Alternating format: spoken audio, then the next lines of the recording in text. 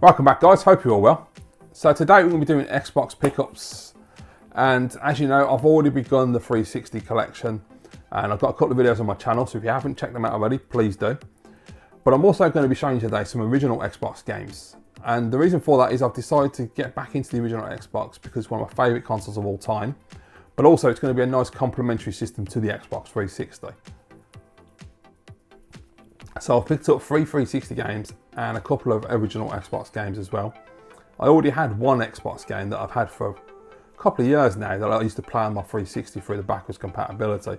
So I'll show you that anyway, just so we've got a good baseline, and it helps for this video diary as well, so I know where I began. But yeah, the plan is, with these Xbox games as well, I won't be buying from CEX or retro stores or anywhere else other than eBay really. That's my main focus.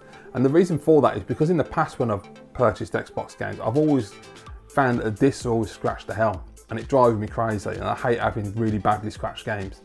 So I'm paying a little bit extra and I'm taking my time and contacting sellers to check condition of discs to make sure that when the games do come, they have good quality discs. So that's the plan going forward. I want to build an Xbox collection that not only has nice manuals, nice artwork and good quality cases, but also the discs are in really good shape as well. So yeah, you don't have to pay loads extra either, which is really good. If you take your time, you contact sellers and ask them for photographs of the discs like I've been doing, you can get some nice bargains. So I've got one original Xbox game, as I say, that I've had for a couple of years. I'll show you that in a minute. You probably know what it is.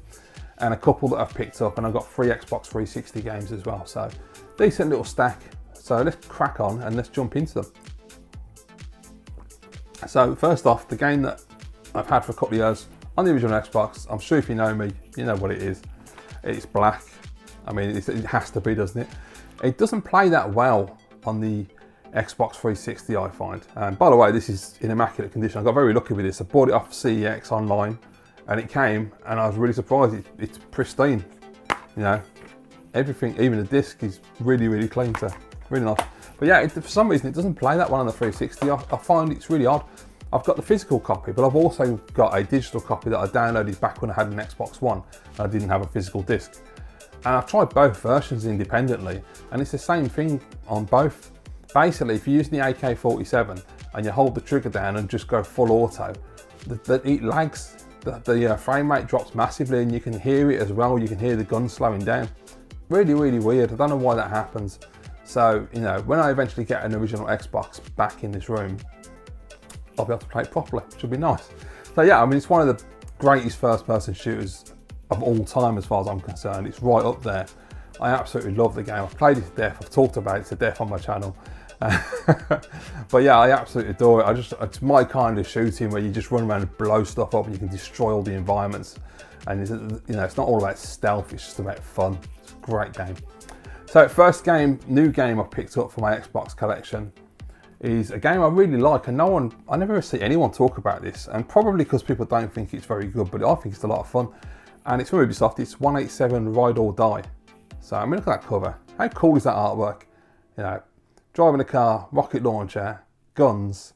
You know, don't get much better than that, does it? So it is all complete and nice condition. Disc is absolutely great. I managed to get the seller to send me a photograph of the disc first of all, so I knew it was going to be good. And when it arrived this morning, I was very happy with it. It's a really fun game. I mean, as I say, I don't see people talk about it, but I've really enjoyed playing 187 Ride or Die over the years. It's really like a hyper-violent Mario Kart in that respect. You're just racing your cars and you can shoot the other drivers and blow the cars up to gain an advantage. It's a lot of fun and I really enjoy it. Obviously, I mean, the hip-hop side of it, if you're not into rap music or you didn't grow up in the 90s like I did and you went into a lot of death row gangster rap stuff and the early 2000s with 50 Cent and G-Unit, maybe it won't appeal as much, but the actual gameplay is a lot of fun. I'd just say, if you like Mario Kart and you want a game that's a bit more violent in terms of blowing up the cars and shooting people, give it a shot. It's not an expensive game. It's on PS2 as well, and it's a really, really fun little title. So the next one I picked up, I got for a good price. The reason I grabbed this was because I saw it, and this game has been going up. I mean, it's over 20 quid now. And I thought, I'm not going to let this game keep rising, because if I just let it go, I'll be really annoyed if I have to pay like 30, 40 quid for this game. And you know, weirdly lately on Xbox and Xbox 360, some games, especially on 360, are just going up, and I don't understand why. So I saw this one, and the guy wanted 15 for it, but I offered him 10, and he accepted, and I was like, did not expect that. I thought I'd at least get a counter offer. And it came, and it was listed, I believe, I can't remember if it was very good or like new condition, but it's absolutely pristine. I'm really happy with this. It's one I've never owned on the original Xbox, and I wasn't actually aware it was available until I started looking through this list of games. So I had to grab this because this is fantastic. It's the Capcom Classics Collection. So you get 22 timeless classics, as it says on the front. Now, from what I understand, I believe you get Capcom Classics on the Xbox, and then on the PS2, there's Capcom Classics and Capcom Classics Volume 2. But in America, I think they got Volume 2 on Xbox as well. So they did better than we did, which is unfortunate. I would love to have had both on the Xbox. That would have been really nice, but oh well. It'd be interesting to know, actually, with the ROMs, how they compare on the two systems. Are there any differences? Because they're old games, so I don't know, with the power of PS2 and the power of Xbox, if there'd be a massive difference or not. But I've got it on my favourite system of that generation, so that's all that matters.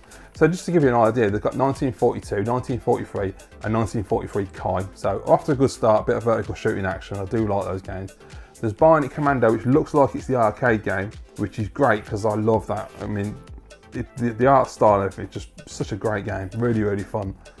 There's Commando on here, which I love because I'm a big fan of run and gun, you know, from vertical run and gun games like Ikari Warriors, Rambo, Commando, Mercs, all those type of games. I really wish that they would come back. You know, that would be fantastic to see those. And not just those games remastered, but that style of game. I'd love that. Final Fight, which is an essential game, one of my 3 favourite arcade games of all time. Had to play that again. That's just so good. Forgotten Worlds, which I played on Mega Drive. Did it have an arcade cab? I don't know, but I've played the Mega Drive version. It's an alright shooter. Ghosts and Goblins, Ghouls and Ghosts and Super Ghouls and Ghosts. I don't know if Ghosts and Goblins is the arcade or it's the Mega Drive game, which is a lot more accessible than Super Ghouls and Ghosts, which is a pain in the arse game to play. There's Gunsmoke, which I played for the first time a few years ago when I had an NES, and I absolutely love that game. It's so much fun. So I'm really looking forward to giving that a shot when I get an Xbox. There's Legendary Wings, I don't know what that is. There's Mercs, which, as I say, I love those run and gun games, and Mercs on the Mega Drive is fantastic. Pirate Ship Higamaru, I don't know what the hell that is, so we'll find out. Section Z and Son, don't know what they are either. Then we have the obvious games, the Street Fighter games. So we've got Street Fighter 2, which the original doesn't really matter, because we've got Champion Edition, and we've got Hyper Fighting, which is the best version. And then we've got Trojan and Vulgus. I don't know what they are either, so I'll find out. But it's really interesting. I mean, it does sound the back actually looking at this. 22 legends from 1984 to 1992. Arcade perfect recreations include Commando, sweet, Final Fight, Gunsmoke, Forgotten Worlds. Oh, it was an arcade game, there you go. And Bionic Commando, so I was right about that as well. So just having those alone is well worth picking this collection up for. I'm really impressed actually. So I'm really looking forward to trying this when I can find a decent quality Xbox. Yeah, it's gonna be great. It's just a damn shame we didn't get number 2, and I have to get that on PS2 in the future maybe. So that's the original Xbox. Now I've got 3 360 games to add to the collection, and I got really lucky. This guy, I was checking his auctions. These 3 were on auction for 99 pence each, starting bid, and they were listed as new other. Now I'm always skeptical with condition on eBay because people don't know what condition means. You know, you get collectors on there, they're great, but the random people that sell don't know. And they'll put things as new other, and it's got a damaged manual or damaged artwork, or the disc is scratched up or something. And it's like, that's not new, is it? So it's kind of frustrating. But I saw these 3 and they look really, really nice condition. He took loads of photos of the case, the manual, the disc, everything. And I thought, well, okay, he knows what he's doing. And they're all 99p starting bid. And they were going to finish at like midnight. So I was like, well, I'll just throw a bid on them and see what happens and see if I win. As it happens, I woke up next morning. I won all 3 of them for 99 pence each. So I was like, brilliant. So the postage turned out like £5 something. It worked out at just over £8 for the whole lot. So I sent him a cheeky message saying, hey mate, any chance you could combine the postage for me? Not thinking he would. He didn't reply, and I thought, well, okay, fair enough. So I just sent the money and paid for the games. So a day later, I get a shipping notification, and then next thing I know, I've got an email coming through saying you've had a £2 refund. So you partially refunded the postage anyway. So good on him for doing that. I mean, kudos. You know, what a great guy, because most people won't do that. They'll just take the money and run. which it is what it is. You want the games, you've got to pay for them. And as I got them for 99 pence each, I can't complain too much. But getting the £2 partial refund, that was a nice little cherry on the top, I think. So I've played these games when they first came out. So I've only played them once, I've never gone back to them. So it's going to be interesting to do that. One of them's a hell of a long game as well. So yeah, that might take some time. But let's have a look. So the first one I've got is a game that I remember really enjoying at the time. That's Homefront. And this is their first person shooter. And it says on the back, it's from the writer of Red Dawn and Apocalypse Now. Now I've never seen Apocalypse Now, sacrilege I know. I've never seen the original Red Dawn, but I have seen the remake of Red Dawn, which I've really enjoyed, which I don't know if that was 2016 or 2012, I'm not sure. It was a while ago, but I really enjoyed that film, it was great.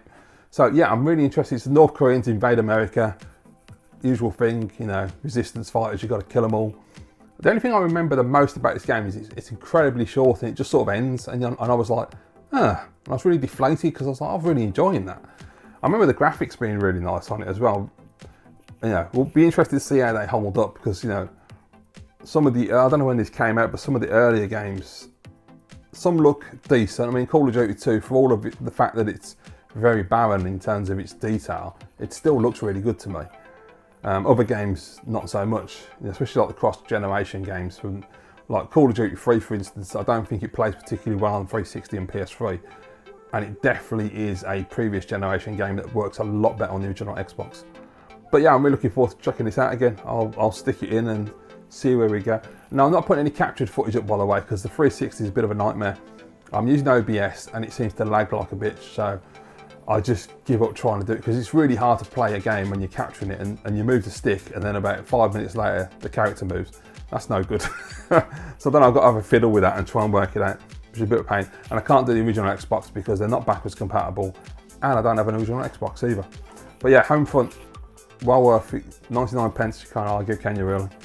Which is great. I mean, the 360 games are so cheap right now, and it just proves the point that you can get them in immaculate condition and not spend a lot of money, which is really important. So, it's a really good time to be picking these up.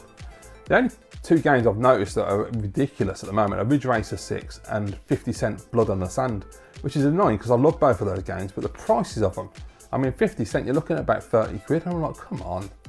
I mean, it's not like there's going to be loads of people that are absolutely craving that game, I wouldn't think. I mean, I've never seen anybody talk about it on YouTube. So, I personally love it. I think the game's brilliant. And I'm a fan of 50 Cent, but, I can't see it being a really popular game. And it's not a rare game, so I don't know. And Ridge Racer 6 makes no sense to me at all why that's gone up. A year ago, that was 8 quid.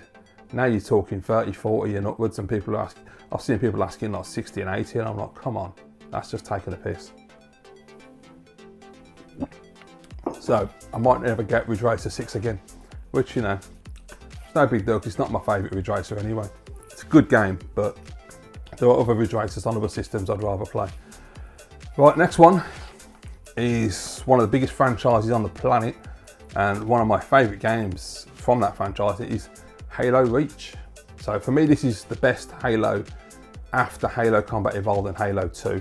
In fact, I would probably put this in second place. I'd go Halo, then Halo Reach, then Halo 2, because I really, really enjoyed this when it came out. I had a lot of fun with this game. I forgot to say as well, all these games obviously are complete and they're in immaculate condition, discs, everything. They're absolutely pristine. Even like the plastic is pristine, and that's normally where you get like dirt and grime and sticker residue and scratching, but no, they're all really nice. So I don't know if this person bought them themselves when they came out brand new and then played them and stuck them on the shelf, but yeah, I'm really happy with these. But yeah, Halo Reach was fantastic. I had a lot of fun. It felt like a lot like Combat Evolved for me when I first played that all those years ago, whenever it was it came out, I don't remember. And I remember, the only thing I remember is it had one of those annoying missions, well, part of a mission where you're stuck at a lift and you have to wait for the lift, and because you're waiting for the lift, they have to throw a load of enemies at you and you have to just defend the area. I always hate when they do that in games. I find that really irritating. But I'm looking forward to giving that a shot sometime. I'm not going to jump straight into it now because it is a pretty decent sized game. And I'm probably going to play Homefront first because it's short and sweet and I'll get a bit of enjoyment out of that. But yeah, Halo Reach is a great game, so very happy to have that. The only ones I'm going to get for the Xbox 360 are Halo Anniversary, because you've got to have that because it's such an amazing upgrade. I've obviously got Reach. I'm going to get ODST and I'll probably leave it at that. I'm not sure if I'm going to get Halo 3 because I wasn't that impressed with the game when it came out. It gets quite boring, and I don't like Halo 4. I think Halo 4 is really boring. I don't like what 343 are doing with that franchise. I didn't like 4. 5 was shite. I haven't played Infinite because I don't have a new Xbox. So I don't know if that's any good or not, but yeah, I'm not impressed with what they're doing with the franchise. When it was with Bungie, it was great. I mean, I don't even... I was going to say, who made Reach and it's got Bungie on it? Well, that explains quite a lot. Right, and the last game is a lengthy game, and I played this years back when it first came out, and I thought it'd be really cool to give this another try someday. I mean, it took me 20 hours the first time, so it's one I've got to really put time into. I don't know, we'll see. Anyway, it's LA Noire. So I know it says Rockstar Presents. It's not their game. Everybody thinks that Rockstar made this, and they didn't. It was Team Bondi, who, if I remember rightly, went under after this game came out. They folded, unfortunately. So Rockstar just produced it. They're not the developer. They're the what you call it? I can't think of the word. Always the way. Publisher. That's what I was thinking. Rockstar's the publisher. Team Bondi's the developer. Yeah, I really liked this when it came out. I remember when I finished it, I wrote like a massive review just for myself, really, just to see if I could write a review. I was quite proud of that, actually. It came out really well. I don't think I've got it anymore. I think I deleted it years ago. But yeah, I really got impressed with this game. And as I say, I spent about 20 hours playing it. It took a long time to get through. But the interrogations I wasn't very good at, but I thought it was a really cool idea at the time where you've got to actually read the facial features of the characters to try and see if they're telling the truth or not. Brilliant idea. But the thing that used to make me laugh with that game was when you find a dead body at a crime scene and you could just grab the face and just move them like that. And I spent so much time doing that and just manipulating the body. It was really fun. It's sick, but it's fun. And then the other memory I have is as well, like silly things like you'd run into a fence when you're running across a garden to chase someone, and he'd just be running against the fence like that constantly and not getting anywhere, and I couldn't hop the fence. So I was like, why can't I just jump the bloody fence? It's only a small picket fence, let me jump the bloody thing. It was really bizarre. So there was little things that were a bit off in the game, but overall I remember it being a really fun experience, and the story was really well told. I think it's John Noble was in it, out of Fringe, fantastic actor. So yeah, one day I'm going to sit down and I'm going to play that again, but it is a bit of a time commitment, isn't it? You know, 20 hours is a lot. I don't like to play games for that long. You know, 10 hours is probably my limit. I'm quite happy with that. If it's a 7 to 10 hour game, I'm satisfied. And also it means I can go back and play it over and over again, like I have done with the Uncharted games and Tomb Raider and Medal of Honor and others. So there you go, guys. That's the latest additions to the collection anyway. The beginning of the original Xbox collection for 2022. More additions for the 360, and there'll be more to come. And as I pick up more videos, I will make more videos and show you what I've got and talk about them. So there you go. Thank you for watching, guys. I really hope you've enjoyed this video. Leave your thoughts down below as per usual, and I'll see you in the next one.